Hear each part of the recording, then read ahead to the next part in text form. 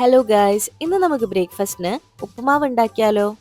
ഒട്ടുമിക്ക ആൾക്കാർക്കും ഒട്ടും ഇഷ്ടമല്ല എന്ന് കേട്ടിട്ടുള്ള ഒരു ബ്രേക്ക്ഫാസ്റ്റ് ആണ് ഉപ്പുമാവ്.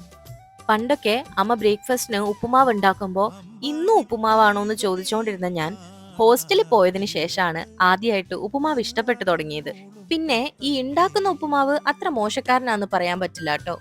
കുറച്ച് നെയ്യോ ബട്ടറോ ചേർത്തിട്ട് നമുക്ക് റവ ആദ്യമേ വറുത്ത് മാറ്റി വെക്കാം. ഒരു ചീനച്ചട്ടിയിൽ ലേശം വെളിച്ചെണ്ണ ഒഴിച്ച് കടുക് പൊട്ടിക്കാം. കൂടെ നമുക്ക് പച്ചമുളകും ഇഞ്ചിയും അരിഞ്ഞു വെച്ച സവാളയും ക്യാരറ്റും ചേർത്ത് വഴറ്റി കൊടുക്കാം. കൂടെ പാകത്തിന് ഉപ്പും ചേർത്ത് കൊടുക്കാം. കുറച്ചൊന്ന് വഴണ്ടി വരുമ്പോ തന്നെ 1 ഗ്ലാസ് റവയ്ക്ക് 2 ഗ്ലാസ് വെള്ളം എന്ന കണക്കിനാണ് ഞാൻ ഇവിടെ ചേർത്ത് കൊടുക്കുന്നത്. ഡ്രൈ ആയിട്ട് ഉപ്പുമാവ് വേണമെന്നുണ്ടെങ്കിൽ 1/2 ഗ്ലാസ് കുറച്ച് ചേർത്താൽ മതി.